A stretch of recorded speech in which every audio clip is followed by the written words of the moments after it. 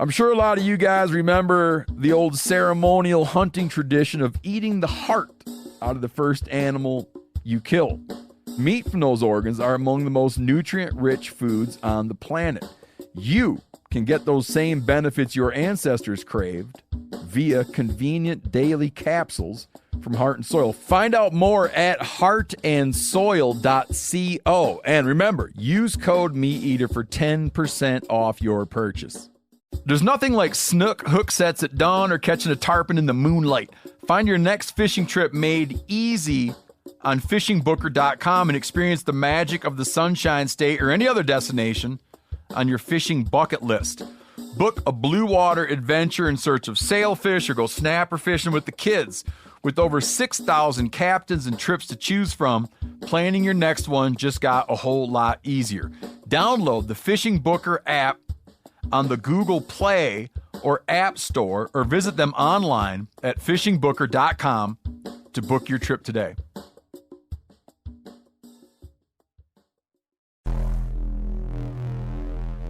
Welcome to the Wired to Hunt podcast, your home for deer hunting news, stories, and strategies. And now, your host, Mark Kenyon. Welcome to the Wired to Hunt podcast. I'm your host, Mark Kenyon, and this is episode number 54. Today in the show, we're joined by author and host of Meateater TV, Steven Rinella, and we're talking conservation.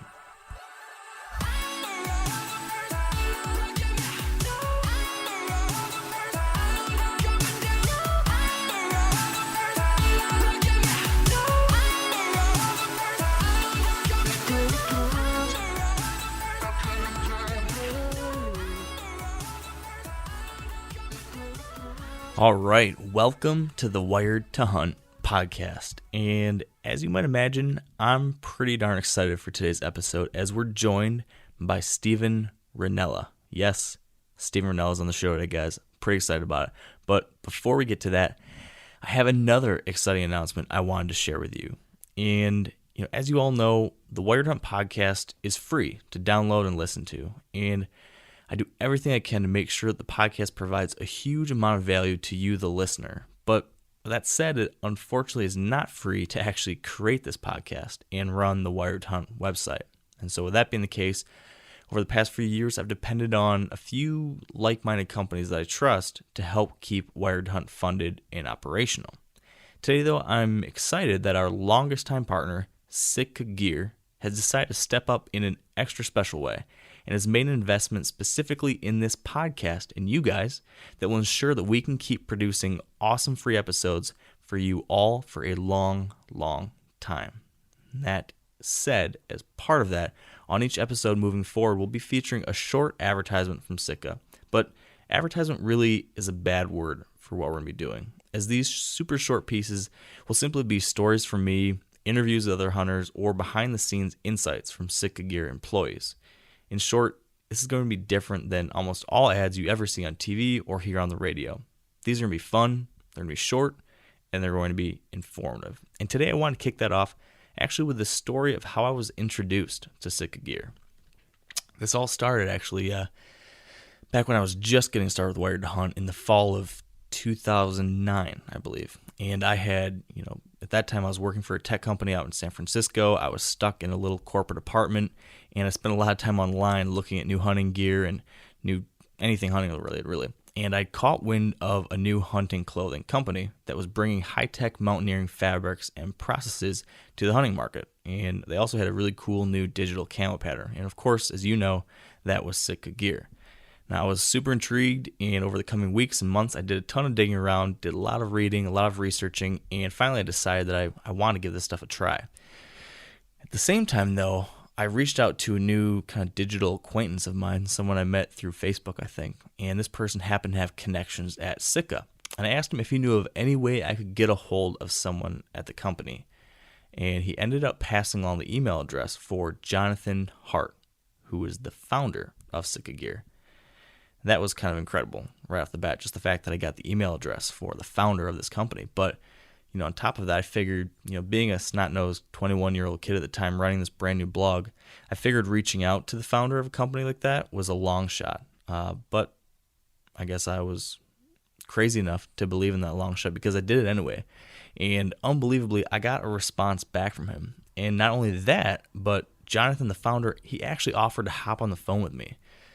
I was pretty damn floored, as you might expect. And shortly after that, I got on the phone and actually got to talk with Jonathan for probably well over 30 minutes. He told me really all about Sitka, and then he was actually kind enough to listen to me talk about Wired to Hunt and all my dreams and aspirations for the blog.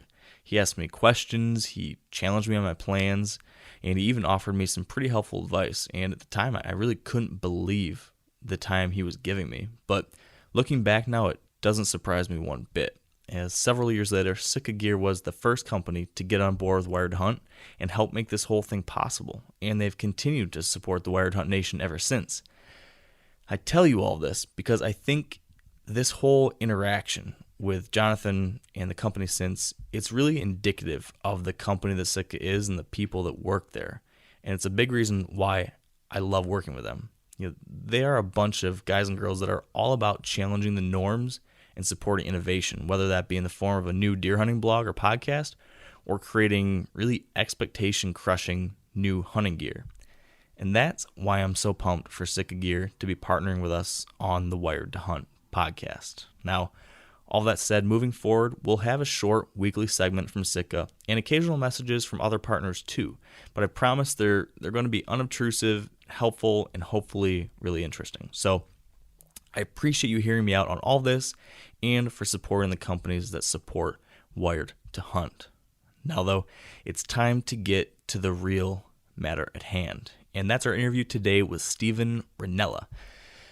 And this is a podcast I've been wanting to make for quite some time, and I'm just stoked that we're finally actually making it happen. But if you don't know why I'm stoked, I have to wonder where you've been the last few years. Stephen Rinella is, in my opinion, probably the best representative we have of the hunting community, and one of the finest examples for all of us hunters to look to in regards to how we communicate about hunting. He's a writer, an author, and the host of the Meateater TV show and the Meateater podcast most recently, and all of which you really should go check out if you haven't already. But I first discovered Steve through his book American Buffalo, sometime back in college it must have been. And at that time, I was just really impressed by the story of Stephen's hunt for an American bison and the history he shared of this incredible animal and the whole adventure he had. I was really impressed, I guess, at that point. But then years later, when I saw this Rinella guy had a TV show coming out on the Travel Channel, of all places, I knew I had to check it out. And that show, The Wild Within, showcased Steve's ability to talk about hunting to a non-hunting audience. And that's something that I hadn't seen too often.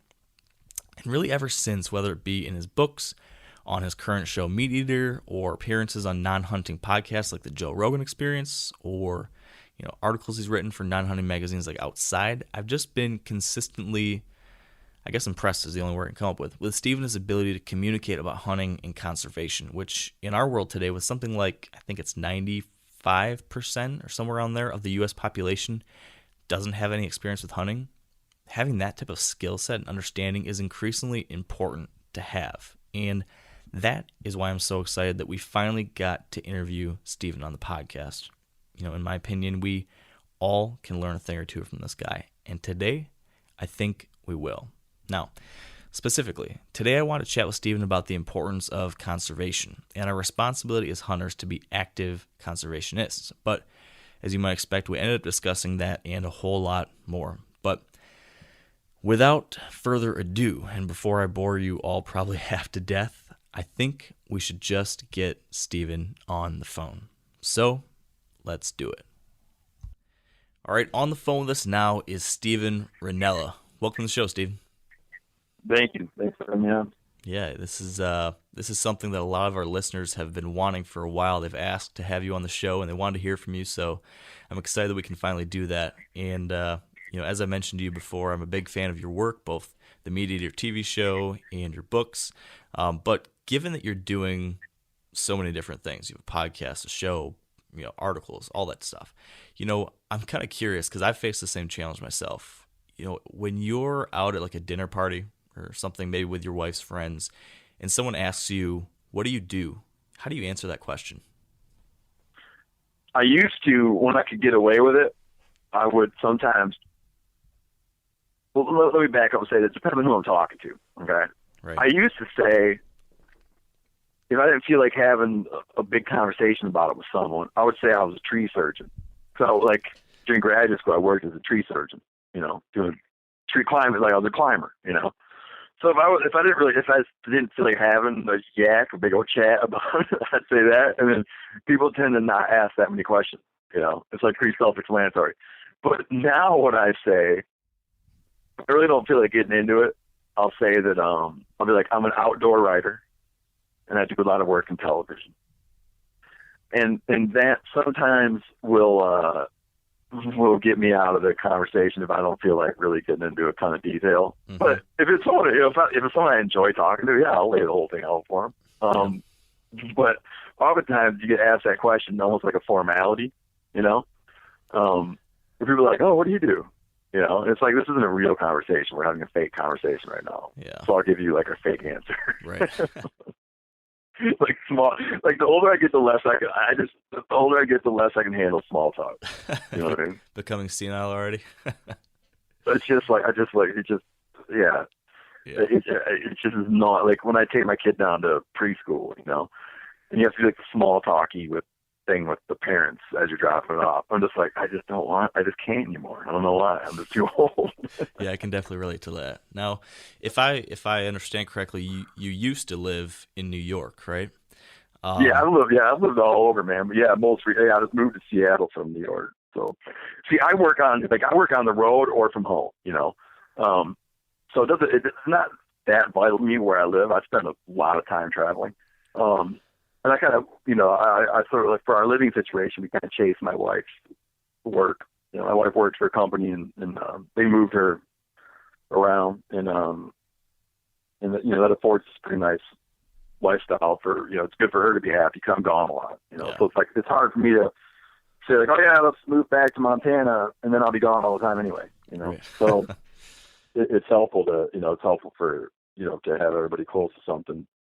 If I ever get where I don't travel so much, I think it'll probably change. But for now, I'm gone enough where we need to live somewhere where where our family's comfortable and can kind of manage for themselves when I'm out of town. Yeah. Now, when you did live in New York, imagine hanging out in Manhattan or Brooklyn or wherever. What were those conversations like when you said you're an outdoor writer? If they pushed you and you talked about you hunting all over the place, did you get a lot of people that gave you negative feedback, or was it kind of just bizarre? Never, ever, never. Really? Never. No, there's such a misconception about that stuff. It's like, and I had it too. No, people in New York are fascinated, man. Fascinated. And I'd throw wild game dinners in New York, and people would just bust the door down to come do it. People in New York, it's like there's this sort of like erroneous idea that like people in the city are just going to be knee-jerk. They don't even know enough to be mad about it. Like, they really have no idea. Just like how you have no idea about their life. Like, if I came to you and said, like, what are your feelings, about, like, the subway system? I don't mean to trivialize it. Let's say, what do you feel about the subway system? It's like, I don't know. They don't know. They don't hunt. They're pleasantly surprised to hear there's such thing as hunting seasons, Yeah. They had no idea. They was like, oh, I thought you just go out and shoot stuff. I'm like, no, man, it's not like that at all. It's, like, very well managed, It's managed on the state level by agencies who are under a legal mandate to mandate these species for longevity as a renewable resource. It's strictly regulated. They tell you when you can hunt something like a squirrel, how many you're allowed a day. They're like, I can't believe this. That's amazing. I want to eat a squirrel. And the other thing is, people in cities like, this is a generalization, right? But sort of people in my age group in cities that I happen to know through publishing or through entertainment and other industries, we're just excited about eating food because they're part of the restaurant culture, And if someone's already eaten, a dozen kinds of meat through restaurants, sushi restaurants, and all that kind of stuff, they've already eaten a dozen kinds of meat. To eat one more and to make it 13 isn't a big deal to them. Now, this is another generalization, but you take rural people, on the other hand, and rural people, I think, in general, are going to be are less interested in eating wild game.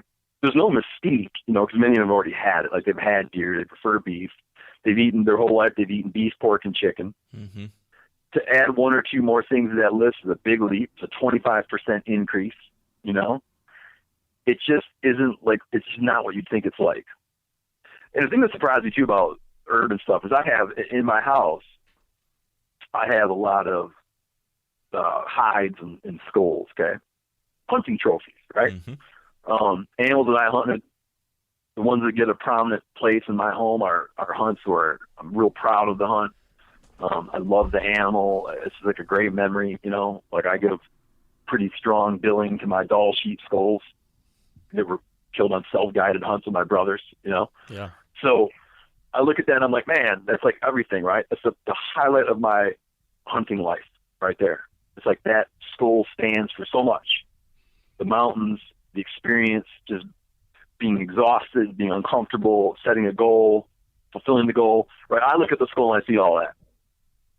Other people come in to your house, they look at the skull and they don't see anything. It doesn't like speak to them.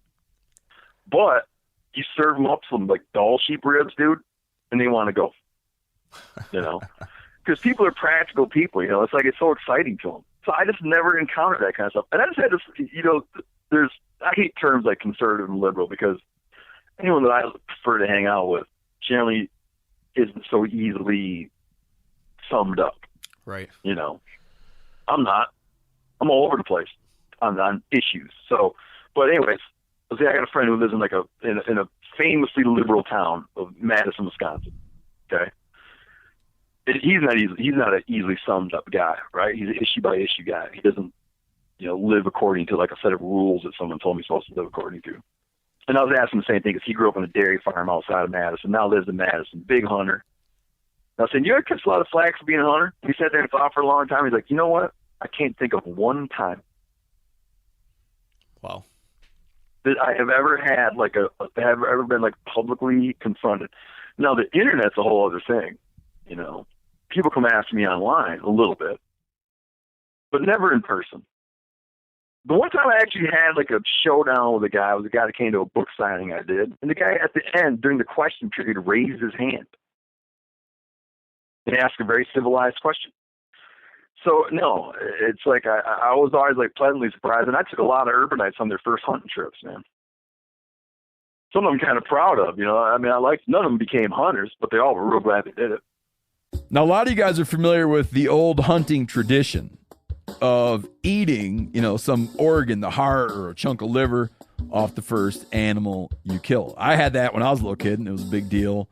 Organ meats were always prized by frontier people who knew the importance of getting a lot of different minerals and nutrients. And as often is the case, those guys were onto something, because organs are among the most nutrient-rich foods on the planet. And you can get the same benefits your ancestors craved via convenient daily capsules from Heart and Soil, made exclusively from regeneratively raised, grass-fed, and finished cattle.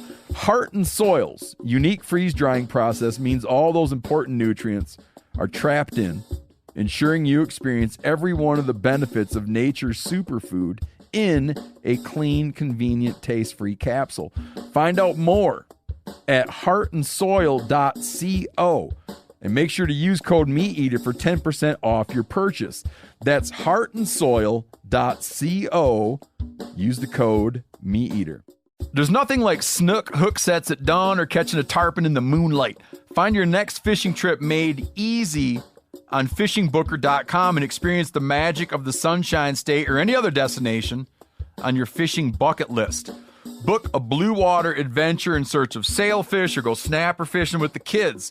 With over 6,000 captains and trips to choose from, planning your next one just got a whole lot easier. Download the Fishing Booker app on the Google Play or App Store, or visit them online at fishingbooker.com to book your trip today. Well, you wouldn't consider Rogan to be a hunter now? Yeah, I'd say he's a hunter now. Yeah, all right, there's one. Yeah. Well, no, I was thinking about, because he's not. I was thinking about New York. Sorry, but yeah. All right. So in LA, I have. There you go.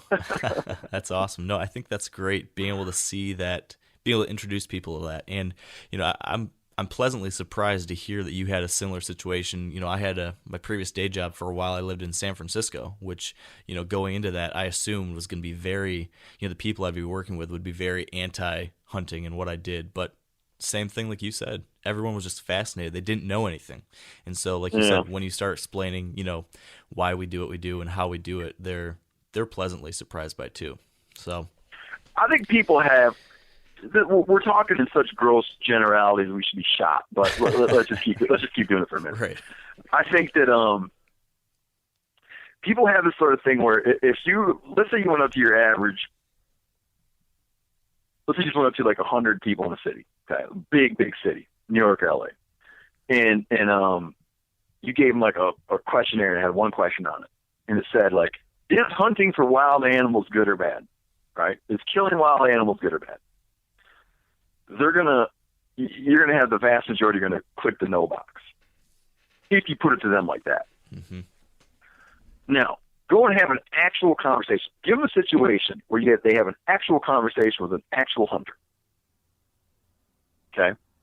And then you give them the questionnaire that says, is what this guy just told you about good or bad? They're going to click good. Because it's like they have this sort of like vague negative idea about it because they just have no idea. And again, not for their fault, but why should they have an idea about it? You know? Yeah. So it's not that they're like willfully ignorant. It's like you're willfully ignorant of all kinds of things having to do with life in other places. You know? I'm sure that where you live, there's issues that I don't know about. So if someone's born and raised in an urban environment and you want to act like something's wrong with them because they're not like understand hunting yet, I think it's just like really, it's really unfair to have that perspective that someone's supposed to somehow be, you know, a student of wildlife management without having it be something that impacts their life at all. You know, and really, like this kind of leads to another thing that I spent a lot of time talking about. I got an older brother, and whenever people talk about hunter recruitment, he just says he can't stand it. He's like, "Why would you want to increase competition, dude? Like, you think like you're going to be happy? You're not going to be happy until everywhere you go there's some other guy there hunting." And in some way, I really see where he's coming from. But what I think about all the time when we're talking about urban stuff and city folks, what I think about all the time is what is their impression? We're living in a country now where 95% of Americans don't hunt. And oftentimes, we'll find that issues surrounding our hunting rights and habitat and other things come down to voting majorities. Mm-hmm. You know, so 95% of Americans don't hunt, but we decide things in general on this sort of 50-50 split. You can tip the scale to 51-49, you win. So all these people that don't hunt, when they sit around and think about hunting, are they thinking like, yeah, man, that's a legitimate, constructive activity? Or do they think that's a bullshit activity? You know? And that right there is the battle, in my mind. One of them. Because people come in, I think people that vote on some of these referendums to ban certain kind of hunting practices and stuff, honestly, I think they have no idea. I think they walk in and they're like standing there and they vote for the president, they vote for the congressman and senator, they kind of like pay a little bit of attention to like judge things. And then they get to this referendum, they're kind of like, what's this now? Hunting bears? No way, click. Yeah. I mean, I honestly think that's probably how it goes. You know? And if those people had met some hunters and hung out with them and ate dinner with them, they might read that and be like, oh, they shouldn't mess with those guys. I'm simplifying it, but that's part of what I see as the battle. Yeah. Yeah, 100% agree. It's just... There's an internal battle, too. There's an external battle, and there's an internal battle that we will probably talk about. And the internal battle is when you're talking to other hunters, you know? And you got to ask, like, okay, you like the hunt. Now, what does that mean for you? Where does the pleasure end and the work begin on that front? You know, and that's a whole other conversation. It's different. So to work in sort of like the media of hunting, I think you're always aware of those two conversations, outside, inside. Very true. It's something that I think about a lot too, in that same dilemma, like you said.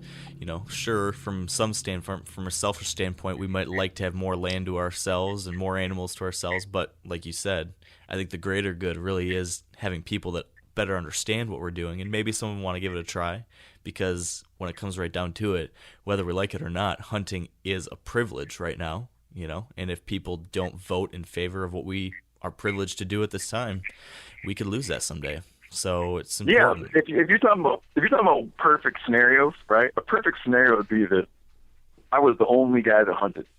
However, 100% of Americans were ardent conservationists and ardent supporters of my right as a hunter. And the first thing they thought of every day is, we need to make Steve's hunting world better. He needs more habitat, more animals. We need cleaner water, cleaner air for Steve, right? But it's probably not going to happen. It would be nice. But it's unrealistic. When I was having this conversation, and I have it often with my brother, and he has very valid points. I almost feel like, you should call him and get his side of it. Yeah. So it's funny because we're talking to him, and he just got done hunting turkey, and he just got done doing a combo turkey hunting trip, smallmouth walleye trip. Nice. Well, and I said to him, we're talking about this. He's talking about, why he wants so much competition, and you're going to make too much competition. And I was like, hey, dude, who put the turkeys that you just hunted on the ground? They're not native where you're at. Well, National Turkey Federation. It's like, and I know that those smallmouth bass and walleye aren't native where you're at, and those came from Fish and Game, who is a licensed funded agency. So don't tell me that you're going to go it alone. You're not going to, because you would have had no trip, dude. Without the kind of stuff we're talking about. It's complicated. Like everything with wildlife, it's just as endlessly complicated. Very true. So on this topic of, the human element of conservation, what I really want to dive into with you today was about this idea of the hunter-conservationist, right? The last times we often talk about hunting as conservation, and the original conservationists in many cases were hunters. But today, in today's world, what do you think it means to be a hunter-conservationist, and what responsibility do you think comes with that? Well, I'll address that, but I want to back up a minute. Yeah, I think that historically there's a temptation to cherry pick, and be like, yeah, like the hunter conservation concept is old. I recently reread all the Leopold Sane County Almanac, and I was kind of blown away by some of the ideas that guy was having in the 40s, mm-hmm. which are very fresh right now. It was almost like the guy was looking into a crystal ball. It was amazing, some of the concepts and ideas he was struggling with at the same time. Yeah, great book. But a lot of what he was responding to, the decimation of American waterfowl and some other things, and he touches on the eradication of the buffalo off the Great Plains, those things were committed by hunters. We now have to act like, oh no, they weren't really hunters because they were market hunters, but they were dudes like shooting guns, right? They're guys shooting guns. If I'd have been born back then, I would have been one of those guys. I have no doubt in my mind. If I'd have been born, if I'd have been born in 1850 as a 22-year-old, I would have been down on the southern plains shooting buffalo and selling hides. Mm-hmm. And if I wasn't, I'd have been bummed that I wasn't there, right? Because it's like that's what was going on at the time. It was like the fun. It was like where it was at.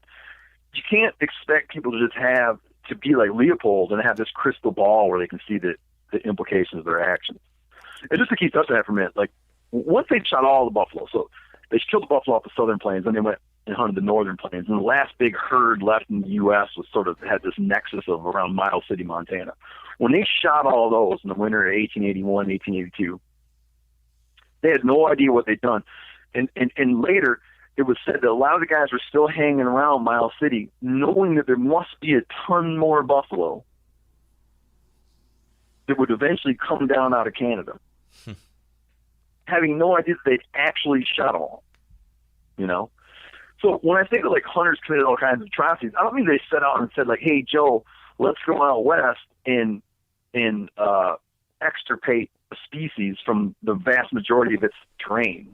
They're just doing what they were doing at the time.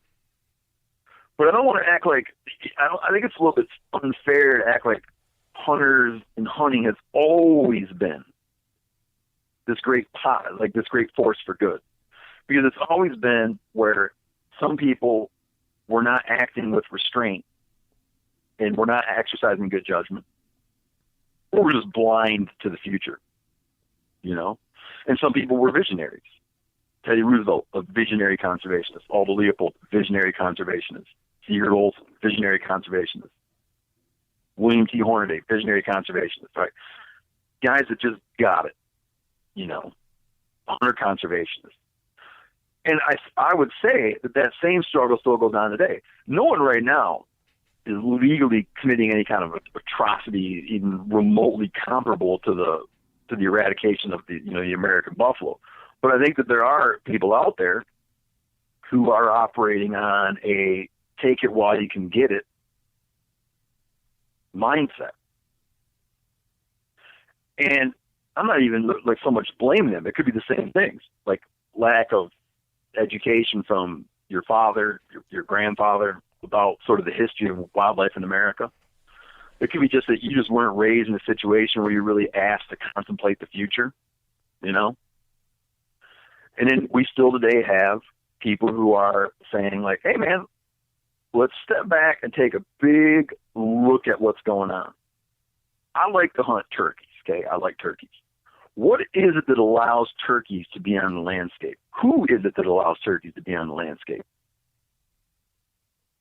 And you can step back and get a wider and wider and wider picture until you've gotten to the point where you're looking, and when you see a turkey, you see everything that goes into that bird. You admire the turkey, you admire the sky that produces the rain that waters the plants that the turkey eats. Like that sort of look, you know, holistic look at your hunting life and resources and conservation leads to like some introspection, and you're going, you know what, I want to make it so it's better than the way I found it. You know, this is especially true for me now that I have a young kid, because I don't want to be in a situation where I'm telling my 4-year-old, oh man, you should have seen it. You know, you should have seen it. It was amazing. Like I'd rather be like, yeah, man, let's go check it out. It's amazing. Yeah. You know? Yeah. And the thing about like our dads, like my dad was born in 1924.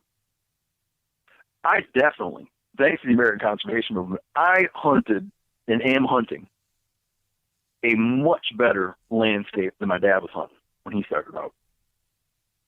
No doubt. No doubt. There's a lot of risks right now, but if you look at just like some landmark species, like some pinnacle game species, it's, you know, in some ways you could say we're living in the good old days right now, comparable to the 30s. And that's all to thank for you. That's to thank for hunter conservationists. Yeah. In particularly organizations that are funded and backed by hunter conservationists.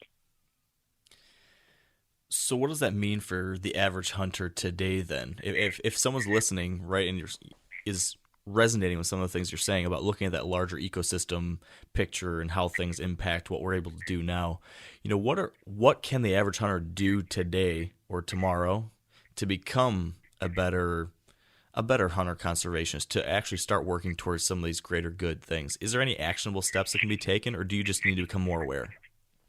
No, I think that awareness leads to actionable stuff. But I think a great thing, if you just feel overwhelmed, right? You know that every year you and your buddies like to go out west and you do an elk hunt, okay? And it might seem great. You guys are seeing tons of elk, whatever. It takes you saying like, okay, it's good now. Let's keep it good.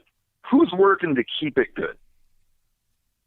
In the case of elk, I think you wouldn't have to look very far, and you're going to find the Rocky Mountain Elk Foundation. Mm-hmm. Is a good organization. Follow their lead. You know, you're not going to like make this stuff up on your own. There's a lot. I shouldn't say that, because there's a lot of people that single-handedly do great work. I met a guy one time that was just had a big chunk of property in Iowa. He was a bluebird enthusiast. You know, bluebirds were almost wiped off the face of the earth. Wiped off. You know, the eastern bluebird was almost eradicated. A variety of causes, but this guy was a bluebird. He ran a bluebird nesting program on a big farm in Iowa. So he was single-handedly out there making bluebird habitat. He loved bluebirds. There are people that do that all the time on their own land. I got a friend in Wisconsin. This guy hanging out all the time, Doug Barron. Loves deer, works on his place for deer. He's got hundreds of acres of land. But you know, you might not have that. You might not be able to exercise that kind of immediate control if you don't own all this land. And if that's the case, follow the lead of other people. I'm involved with a bunch of conservation groups in some way or another. You know, I belong to Rocky Mountain Elk Foundation. I try to do stuff in support of and work with National Wild Turkey Federation.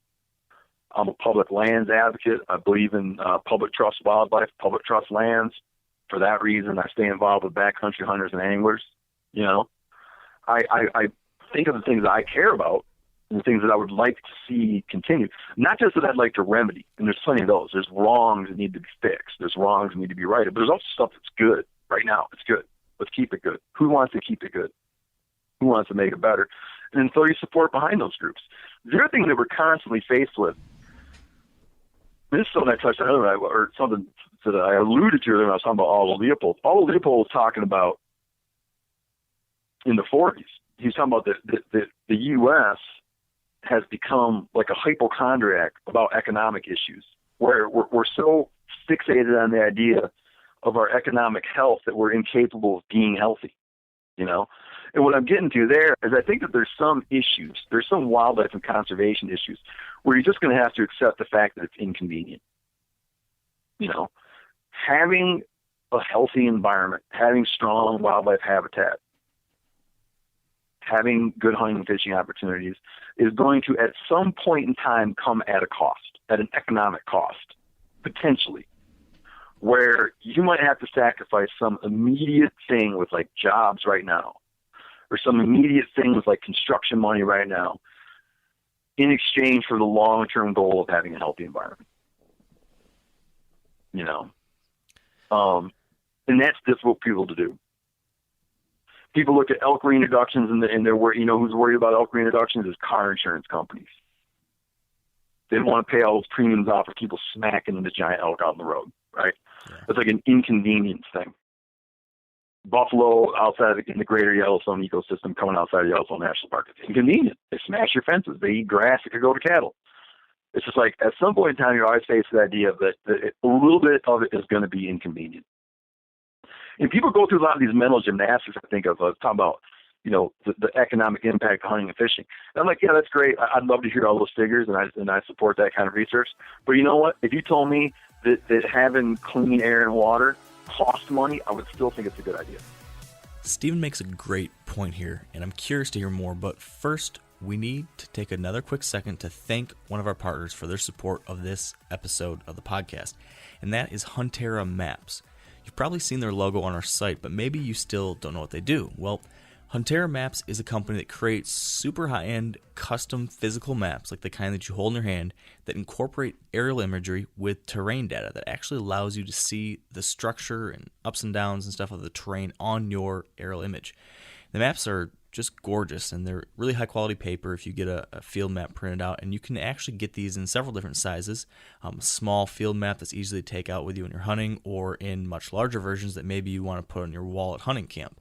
And I personally so far have enjoyed using my field map the most, and that's kind of surprising to me because when I first began testing these maps last year, I wasn't sure how much I'd actually use a physical map instead of the maps on my phone. That's what I always used before. But over the last season, I found it was actually a lot. I would use those quite a bit more than I expected. And that's because, you know, with the extra terrain features on those maps, it allows you to see things in a new way that's different from just Google Maps. But then also, I didn't have to worry about, you know, not having good service or accidentally tapping the phone screen and screwing everything up. Because of those reasons, I ended up using my Huntera map, you know, really all the time when I was prepping to go hunt my Ohio property. Before a hunt, me and my buddy who shares that lease with me, we'd look at it and point out different things and plan what stands we wanted to hunt, and it helped us out. So that said, if you're intrigued and want to try out a map from Huntera yourself, head over to huntera.com. That's Huntera, HUNTERRA.com, and enter the promo code WIRED to get 10% off your order. That's WIRED to get 10% off. Now, back to this awesome interview with Mr. Stephen Rinella. Now, on that topic then, you know, I've heard the concern about, given the fact that everything comes down to, for some people, the financial ramifications of it. Like you just said, people now are trying to find the economic impact of hunting or the economic good that recreational tourism in so-and-so wilderness area will bring to the economy, and so they justify having that habitat preserved because of that, something like that. The risk of that, though, that I've on this conversation I've heard is that if you start putting a financial number behind all these different conservation projects or preservations or whatever it might be, then do you risk that sometimes when the money isn't, justifiable to the cost, then people will say, okay, we shouldn't conserve this because, the finances aren't there. And then you start getting the alternate view of that. Is that something is that a real risk? Oh yeah, for sure. Like, let's say you just take a hillside, you got a mountainside, and or any kind of thing, you got a state fish and game area or something. You go, oh yeah, because it's going to bring X money because you're going to have people buying hunting licenses. And some guys are going to go like, oh, you want to talk about some money? Let me run the figures for you about after I put a golf course in a resort on that chunk of ground. Right. So then you step back and go like, oh yeah, clearly you win, man. Go ahead. You make more money that way. Yeah. It's nice to make the case. I believe in making the case. I think it's important. It's important to politicians who actually just like, they live in a numbers world oftentimes. I mean, some do. Some live in a ethereal world I'll never understand. But some of them are numbers people, And yeah, it's helpful to make the case, but yeah, that's something I'm afraid of. Is being, so it's a financial game now. Like I have to justify healthy, productive land. I have to justify ecology on immediate financial return. I worry about that a little bit, and then in some ways I kind of go like it's bigger than money. It's bigger than money. Yeah, but I get the need for it. I understand the need for it. But yeah, I do want to be like, I always want to include a caveat where it would say like, there's money here, healthy land is valuable financially, it's valuable in dollars. But even besides that, it's more important than that. Now, a lot of you guys are familiar with the old hunting tradition of eating, some organ, the heart or a chunk of liver off the first animal you kill. I had that when I was a little kid, and it was a big deal. Organ meats were always prized by frontier people who knew the importance of getting a lot of different minerals and nutrients. And as often is the case, those guys were onto something, because organs are among the most nutrient-rich foods on the planet. And you can get the same benefits your ancestors craved via convenient daily capsules from Heart and Soil, made exclusively from regeneratively raised, grass-fed, and finished cattle. Heart and Soil's unique freeze-drying process means all those important nutrients are trapped in, ensuring you experience every one of the benefits of nature's superfood in a clean, convenient, taste-free capsule. Find out more at heartandsoil.co. And make sure to use code Meateater for 10% off your purchase. That's heartandsoil.co. Use the code Meateater. There's nothing like snook hook sets at dawn or catching a tarpon in the moonlight. Find your next fishing trip made easy on fishingbooker.com and experience the magic of the Sunshine State or any other destination on your fishing bucket list. Book a blue water adventure in search of sailfish or go snapper fishing with the kids. With over 6,000 captains and trips to choose from, planning your next one just got a whole lot easier. Download the Fishing Booker app on the Google Play or App Store, or visit them online at fishingbooker.com to book your trip today.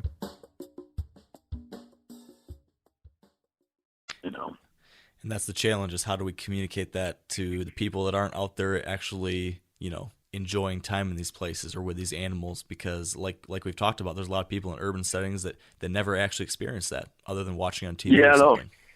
Yeah, you got to figure out whatever it is. Are you familiar with, I'm sure you are, the term of like charismatic megafauna? How people that have never seen a wolf will become like ardent wolf advocates and feel like they're like armchair wolf biologists. Yeah, if you could take that and have like charismatic landscapes that were outside of the national park system, you'd be doing something very good. Yeah. But there's like 3 or 4 places that people in the public's mind are like inviolable, and it's because it has name brand recognition. Yosemite, Yellowstone. But you're not going to, people are going to hang on to those. But I think people need to realize the broader scale of the American treasure. I've never done this empirically. Like I've never actually looked at it in a strict scientific way. But I feel like if you look at the U.S., how many people we have living here? So population density. You look at our GNP, and just like the technological advances we have here and stuff. There's no way that any other country is where we're at in those things, is where we're at with population density, is where we're at with economy, that has the treasures we have, the ecological treasures that we have. There's no way. We've done a fantastic job of blending the two things, of having it all. Yeah. So I don't want to say it's all bad. We've done a lot of great stuff. But yeah, I worry all the time. And there's more good stuff we could be doing, I think. Yeah. There's more good stuff we could be doing if we just got comfortable with the idea that some of this stuff is going to be inconvenient. Yeah. So what are the conservation or habitat issues or places at risk that keep you up at night right now? Some of the things that keep me up at night right now in an immediate sense is this idea floating around. I'm sure you've heard about it, where some people are getting like political traction by questioning the legitimacy of the federal government. And as part of that, what they do is they question the legitimacy of the federal government holding lands. Mm-hmm. It's like, what's the government got all this land for anyway, And part of the rallying cry is this joker in Nevada who was like grazing his cattle on public lands without paying the public for use of their cattle for the grazing property. And then the land wouldn't have been there for him to graze his cattle on if it wasn't owned by the public anyway. But he's like, well, how should the government own this land? I shouldn't need to pay for it. It's like, dude, it'd be another guy owned it if they didn't own it, and he'd be shooting your cattle right now. But anyhow, he kind of became this rallying cry, or not like a sort of a renewed rallying cry for how the public shouldn't be able to own land, So this idea that we should start dumping off public ground in order to open it up for, dumping it off to the states, and then the states would be able to sell it privately or do whatever they're going to do with it.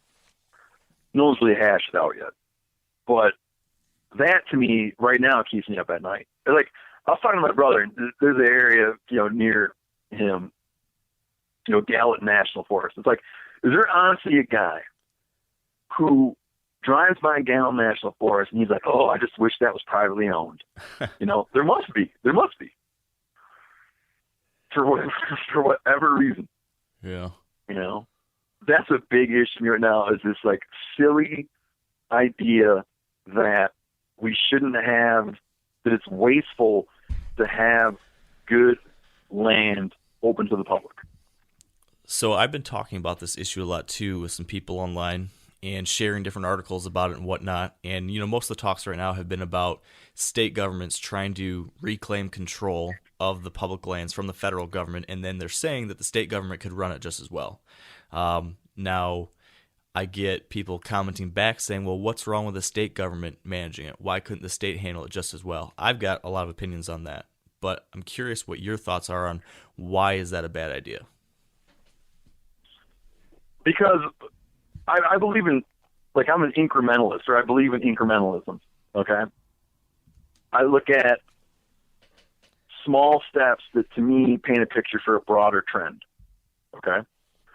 So when someone says, oh, we're going to ban a certain kind of magazine for firearms, okay, do I really think that they really care that much about that type of magazine? Or are they using this as an inroad? As someone who believes in incrementalism, I know that they're doing things, they're picking battles that they can win in order to whittle away at the larger picture. Mm-hmm. When you have in California, they're like, oh, we're going to ban mountain lion hunting with dogs.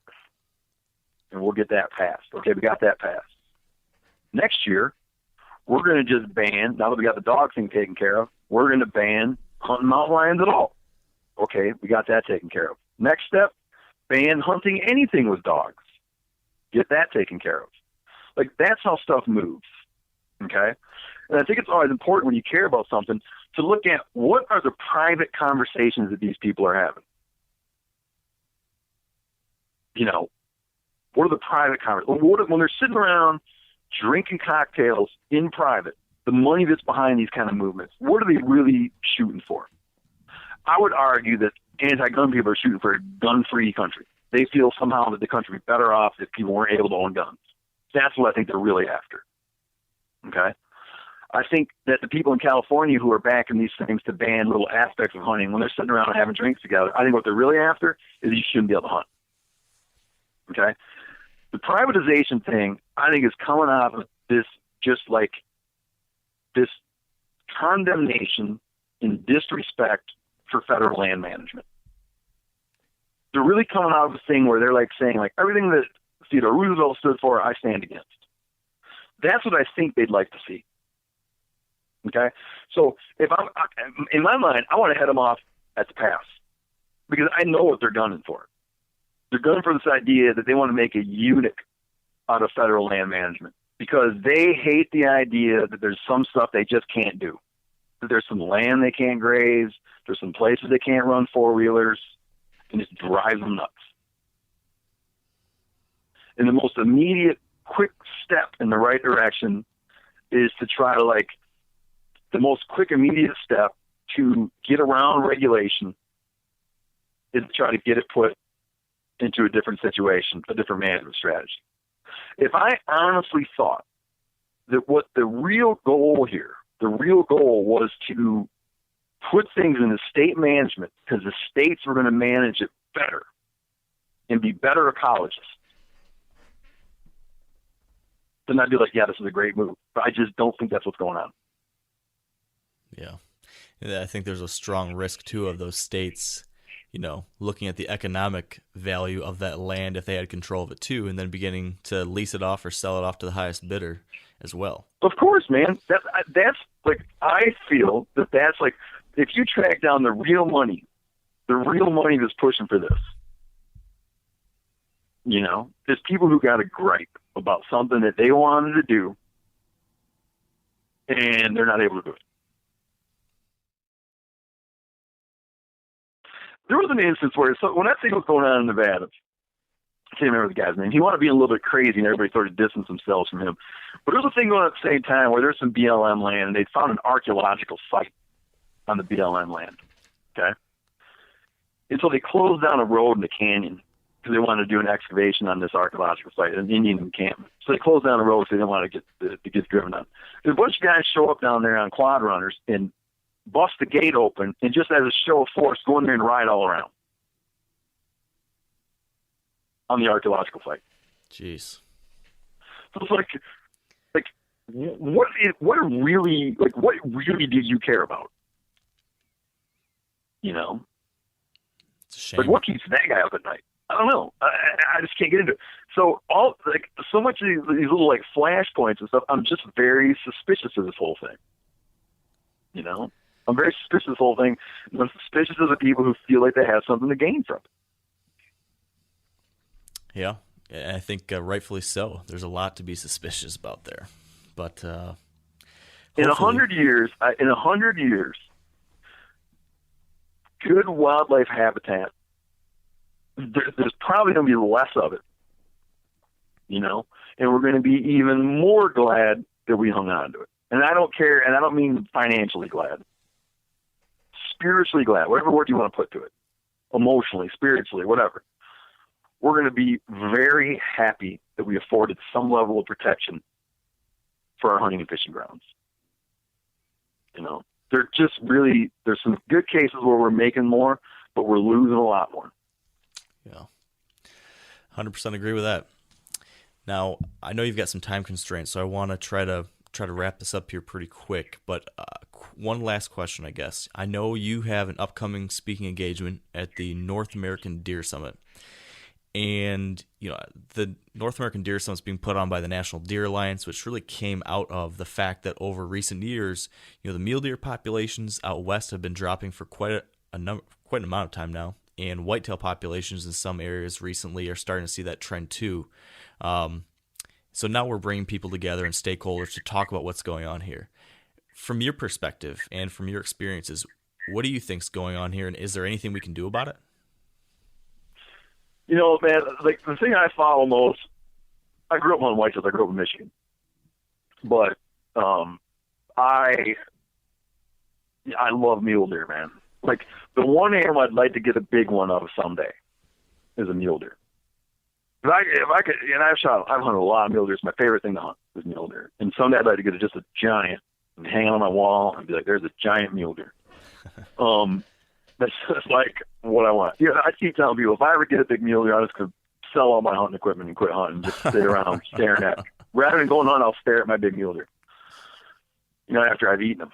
Right. But the picture is so complicated about what's going on with mule deer, where it certainly has a lot to do with habitat loss, sage flats, riparian areas, habitat fragmentation. Definitely has a lot to do with that. It might have something to do with having a lot of elk. It might have something to do with having whitetails moving to some areas that we traditionally haven't had whitetails. It might have something to do with climate issues, droughts in certain areas, lack of snowfall. And in an immediate sense, you get winters that are too severe. That you get the wrong kind of winter in the wrong kind of area that has mule deer that are already stressed, and you also lose a whole bunch of mule deer. But I think that I would leave it up to the professionals to untangle that web of things. But I have a hard time picturing that if you knew the absolute answer, that it wouldn't have something to do with habitat. You know? Because they've always dealt. The species has always dealt with droughts. The species has always dealt with the opposite, severe winters. But one thing they haven't dealt with is fragmented habitat. You know, we used to not understand how much they move, but there's some recent stuff, I'm sure you saw this, where they discovered what wound up being the longest mammal migration in the lower 48. Traditionally, people used to think it was an antelope migration. They realized that the longest animal migration in the lower 48 is a mule deer herd in Wyoming. Yeah. That has this mega trek they make through all kinds of obstacles, you know. And they had no idea that that's what these deer were doing. That you had individual deer moving, you know, 130 miles, whatever it was, every year on an annual basis. And I think we just don't understand everything that it takes to maintain mule deer. I don't think we understand like what they really need and where they're going. And so I'm sure habitat has something to do with it. But I'm not a biologist, man. You know, I'm not a biologist. Like, I draw my information from the same place everybody else does. Yeah. Articles, trying to follow what's going on, trying to stay engaged. I think the guys at the Mule Deer Federation are probably out ahead of it as much as anybody. You know. Yeah, I think it comes back down to what we've been talking about. All the conservation. It's concerning to me. In a long-term sense, when you look at mule deer, what's funny about mule deer is they think that mule deer, the Valerius Geist, who's kind of a lead ungulate biologist, makes a very spirited case that mule deer are relatively new on the landscape, that it was a hybridization event between blacktails and whitetails somewhere around the Rocky Mountains that led to mule deer since the Pleistocene. Okay? So they're sort of like a brand new animal on the landscape. And it's fun. It's sad to see that they're on their way down, but you look, they haven't been like that long. Whitetails have been on the ground for millions of years, probably maybe like, I don't know. I've heard like 3 million years in the southeast for whitetails. They're survivors, you know. But mule deer, man, it's like mule deer are sort of this little experiment. There's like this little sort of evolutionary experiment, and I hope they win. I love those things. But whatever it is, fixing the problem, I can tell you one thing. If we decide to fix it, and I hope we do, it's probably going to involve a little bit of inconvenience. Yeah, it comes back to your earlier point about the fact that a lot of these conservation wins are going to require that, and that you have to have that long-term view. I know. And if someone's going to come and go like, oh, yeah, mule deer contribute blank to the economy and grape, I'm like, yeah, but I don't care. I mean, that's good. But if they cost the economy money, I still want to keep them. Yeah. You know? Yeah. Well, we are way over time, Steve, and I apologize. Real quick, I know you've got a new book coming out soon. Can you tell us a little bit about that? Yeah, so, excuse me. So I have 2 new books coming out. It's a 2-volume set, so it's called The Complete Guide to Hunting, Butchering, and Cooking Wild Game. And I've been working on it for a few years with the guys that I work with on the Meateater show. We've been working on it together, and then some other folks have been involved in it. There's nothing like it out there, I can tell you that. It came in so long, it was going to be a 700-page book. So it's coming out in Volume 1 and Volume 2. Volume 1 is small game, Volume 2 is big game. And it covers everything from gear, species profiles, hunting strategies, hunting basics, how to find hunting lands, how to scout, how to shoot, how to butcher and scan. It's just like the complete guide to hunting, butchering, and cooking wild game, Volumes 1 and Volumes 2. Volume 1 comes out this August. People can go on and pre-order it. You're doing me a huge favor if you go pre-order it. And then Volume 2 will follow a couple months later. Small game Volume 2 will follow soon. And I'll tell you, there is nothing like these on the marketplace, man. I got into it, I didn't know what I was getting into, but now that I've done it, I mean, it's just like I'm really excited about these books. Like they're cool, and dozens and dozens of very accomplished hunters have all contributed their know-how to make these books as good as they can be. So that's what I got going on right now, man. Awesome. Yeah, and I hope people check it out. I think that people will be pretty excited when they see these books. We'll make sure to link to that Amazon page so that people can pre-order it, and then you've got the podcast going on and your TV show and all those different things. If somebody wants to see all the different things you have going on right now online, where can they go? Yeah, just go to themeateater.com. So themeateater.com, and there you'll find links to the Meateater podcast. You'll find links. You can always check out the show on Sportsman Channel. We've been on Sportsman Channel for years. Hopefully, we'll stay there for years. If not, go to meateater.vhx.tv, and you can stream and download Meateater episodes. But you'll also find all that by going to themeateater.com. And I'm on Twitter at Steven Rinella. But the best place is just to hit the website, themeateater.com, or check us out on Facebook. Steven Rinella Meateater, you'll find it on Facebook. And there you'll see all the whole, all the inner workings and all the outputtings of our organization. So, but thank you for having me on, man. It was a good conversation. It's something I like to talk about and something I care about a great deal. So I appreciate a chance to discuss this stuff with you. Absolutely. It's been great chatting, and for everyone listening, take Steven up on what he just said there. Check out the website, check out his books. He has 3 really good books out there right now. His show's incredible. The podcast is one of the best out there. So be sure to visit the show notes page for this podcast. We'll link to all that stuff. And Steven, thank you so much for your time. Hey man, thanks for having me on. All right. Well, that is going to do it for us today on the Wired to Hunt podcast. And that was a pretty interesting conversation, wasn't it? That said, for the show notes I mentioned just a second ago, visit wiredtohunt.com/episode 54. We'll have links to all the things that Steven mentioned. And as always, if you've been enjoying the show, please take a quick few seconds to leave us a rating or review on iTunes. It's a huge help, so thank you. Speaking of thanks, as always, we'd also like to thank our partners who help make the Wired to Hunt podcast possible. So big thank you to Sitka Gear, Trophy Ridge, Bear Archery, Redneck Blinds, Huntera Maps, Ozonics, Carbon Express, Lacrosse Boots, and the Whitetail Institute of North America.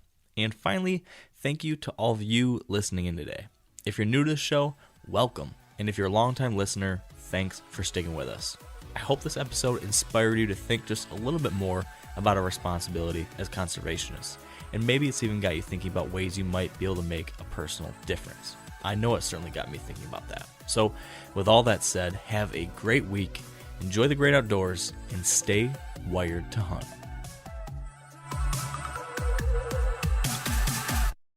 I'm sure a lot of you guys remember the old ceremonial hunting tradition of eating the heart out of the first animal you kill. Meat from those organs are among the most nutrient-rich foods on the planet. You can get those same benefits your ancestors craved via convenient daily capsules from Heart and Soil. Find out more at heartandsoil.co. And remember, use code Meateater for 10% off your purchase. Outdoor adventure won't wait for engine problems. Things like hard starts, rough performance, and lost fuel economy are often caused by fuel gum and varnish buildup. Seafoam can help your engine run better and last longer. You simply pour a can into your gas tank. Hunters and anglers rely on Seafoam to keep their engines running the way it should the entire season. So pick up a can of Seafoam today at your local auto parts store or visit seafoamworks.com to learn more.